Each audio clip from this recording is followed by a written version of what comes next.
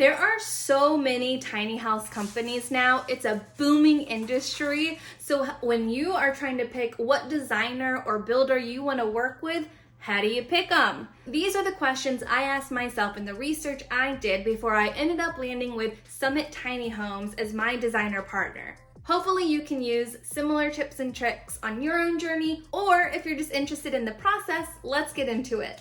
Step 1, understanding your needs. There are really 3 things that you need to know before you go shopping around for your tiny house. 1 is, what kind of style are you into? What style fits your lifestyle and your vibe, essentially? Are you more of a mid-century modern girly? Are you more of a sleek Scandinavia girly? Are you more of a maximalist girly? Are you more cottage, cabin, cozy style?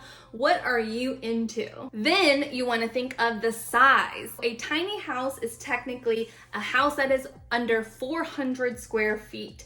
They make 399 square feet tiny houses. So if you really want to maximize that space, that is not a word.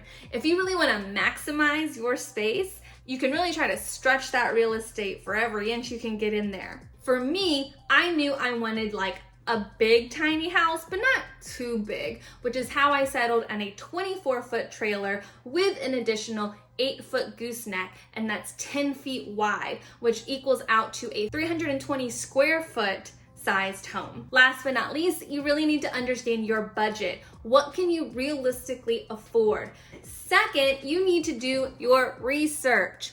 Watch as many YouTube video walkthroughs of tiny houses that you can. What I did was I actually created a playlist for YouTube that anything I liked, even just a little bit, it was like, oh, I really liked the pantry in this video, and I really liked the patio of this video. I would save them all to my playlist so that I could go back and look at, okay, these are the things I chose and seem to speak to me. What about those things equates to my style and what I'm looking for in a design for a home? I also created a Pinterest board and started pinning images of homes that I liked. And again, this gave me that kind of visual style of what did I like. A lot of those pins were actually from tiny house websites, so I was able to look at and kind of add to my list of interested companies that I could start filtering from as well. So to get that list, not only did I have leads from Pinterest, YouTube, sometimes they would call out the builder, so I would make sure to write that down, and then I would go to each of those companies' websites and get a feel for what kind of style and designs that they already had. A lot of them had to like their go-to designs and things that you could look at so you could get an idea about how they priced things, what kinds of things that they always included in their homes.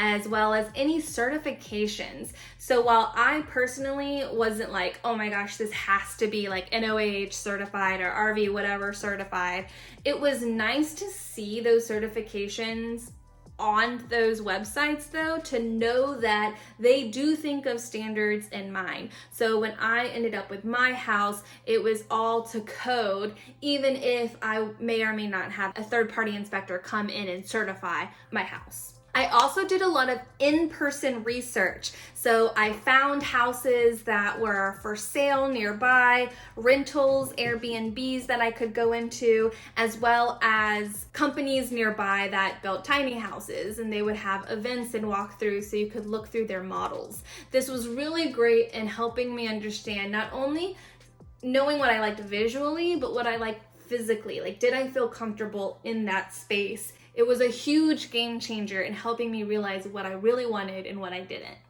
There are also a ton of pre-designed floor plans. So these aren't like the full blueprints of how to build your house. While those are on sale too, they are much more expensive. So you can go out and look at floor plans.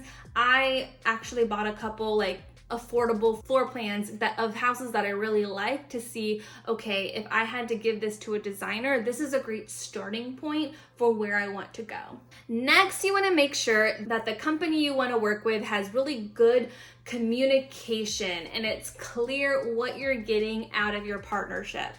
So what I would do is I would fill out the forms on these tiny house websites. I would call up the people if they had a phone number to kind of get an idea of how much it would cost to just get the designs.